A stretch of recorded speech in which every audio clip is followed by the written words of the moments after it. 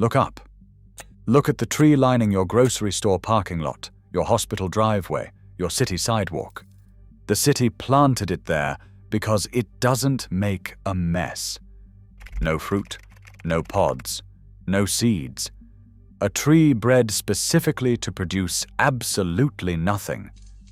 But the original, wild version of that same tree fed entire civilizations.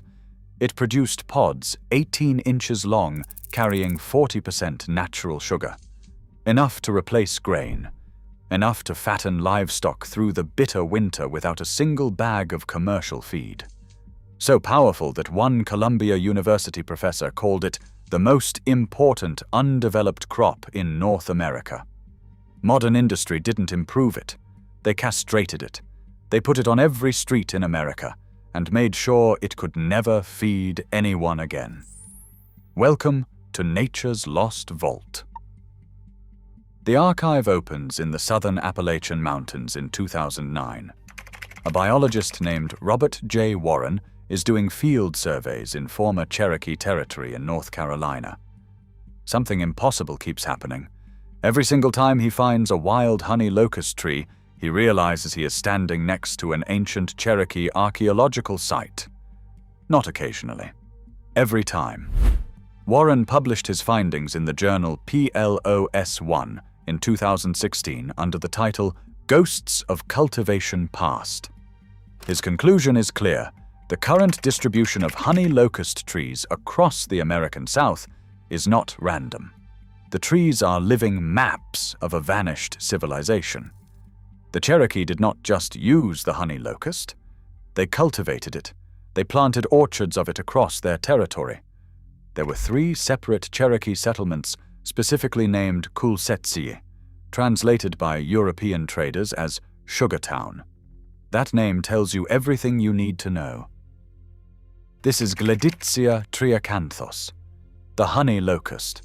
It grows 80 feet tall, armored with massive thorns, and drops thick pods in autumn that smell like caramel when you crack them open. The pulp inside is sweet enough to ferment into beer. The seeds carry up to 30% protein. For dozens of native nations across the continent, this was not a wild weed. It was a highly managed crop. The thorns tell you its true evolutionary history. Those weapons, some reaching 14 inches on wild specimens, were not designed to deter deer. They were designed for mastodons and mammoths, the giants that roamed this continent before the last ice age and went extinct 10,000 years ago. The honey locust evolved alongside animals the size of trucks. When those giants disappeared, the Cherokee became the tree's new caretakers. They carried seeds along trade routes and maintained groves that required no irrigation, no plowing, no annual planting. You plant it once. You harvest it every fall, forever. Then the Europeans arrived, and they brought a very different idea about what food was supposed to be. The first major documentation of the honey locust's true potential came in 1929 from J. Russell Smith, a professor of economic geography at Columbia University, who had spent decades traveling the world, studying how civilizations fed themselves on difficult land. His conclusion was radical. The annual grain system was destroying the soil, and the alternative was already growing in the ditches. Smith published his findings in a book called Tree Crops, A Permanent Agriculture. He devoted an entire chapter to the honey locust and called it the real sugar tree.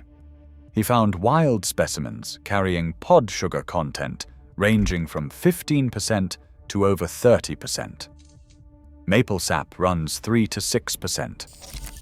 He calculated that 1 acre of well-managed honey locust trees could match the fodder output of a full acre of oats, with no annual planting, no tilling, no purchased seed. 1 planting, 100 years of harvest.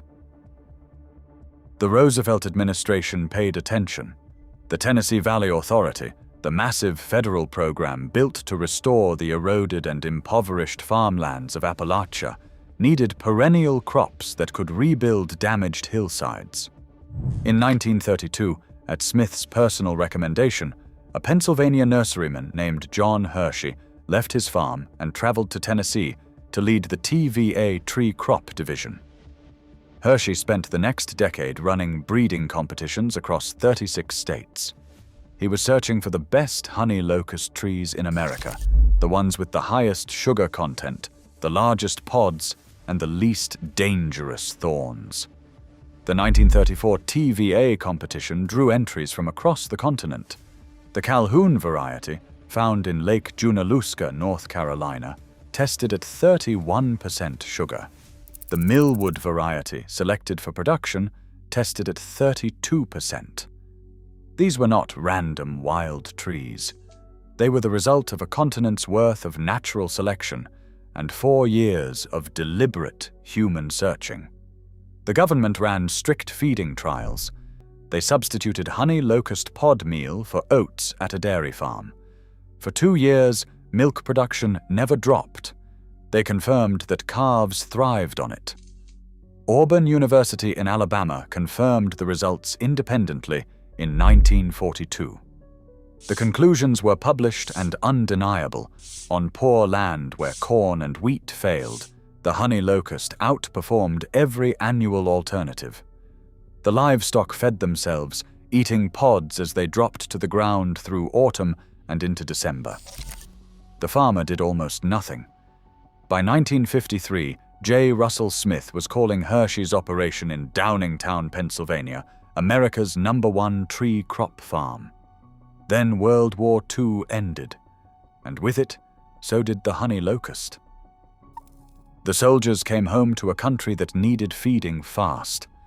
Washington's answer was not perennial tree crops on hillside farms. It was industrial monoculture on flat land, powered by chemical fertilizers and mechanical harvesters. The 1949 Agricultural Act and the farm bills that followed built a subsidy system designed entirely around corn, soybeans, wheat, and cotton. These were crops that could be priced in bushels, stored in federally managed silos, and traded on commodity markets. Honey locust pods could not be handled by a combine harvester. They ripened slowly over weeks, not in a single profitable window.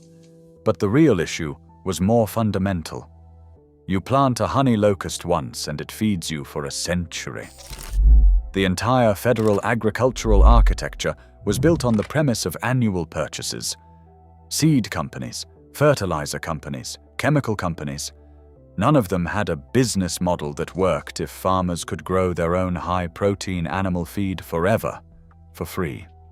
The USDA commodity subsidies made corn so cheap that no natural alternative could compete on price. Hershey's programs were discontinued. The high-sugar genetics he had spent a decade selecting were abandoned. His farm was sold to a developer when he died in 1967. The suburban landscaping industry finished the job. By the 1950s, American cities were planting honey locusts everywhere because they grew fast and survived harsh urban conditions. But the variety they selected was inermis, a Latin word meaning unarmed, thornless, fruitless, sterile, bred to produce no pods, no mess, no food. The same tree the Cherokee had called Sugartown now lined the driveways of shopping malls across America, deliberately stripped of every function that ever mattered.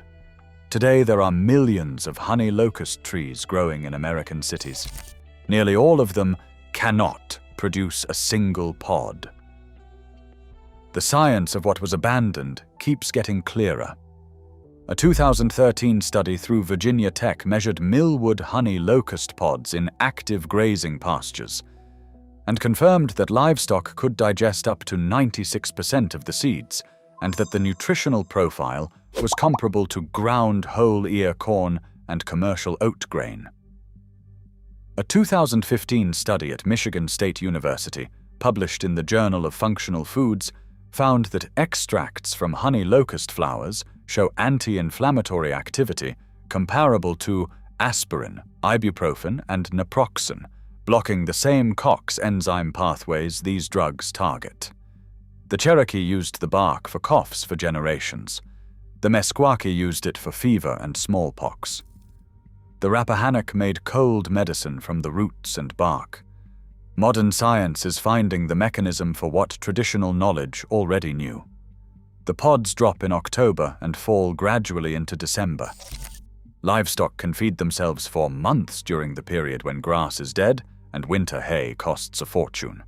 A mature millwood tree produces hundreds of pounds of pods per year.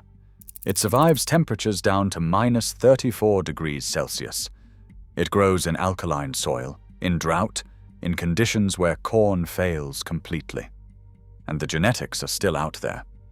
The Hershey variety, named for John Hershey himself, is available from specialty nurseries. The original Millwood and Calhoun trees from the 1934 TVA competition are still propagated in small quantities by agroforestry suppliers. Some of Hershey's original trees still stand in Downingtown, Pennsylvania, in parking lots and on church grounds, dropping pods every autumn that no one knows to pick up. A researcher visiting the site in 2009 cracked one open and described the pulp as tasting like maple syrup. Those trees are now nearly a century old. Never fertilized, never irrigated, never replanted. They just kept producing. Plant 3 trees in your pasture today. In 5 years, they produce pods.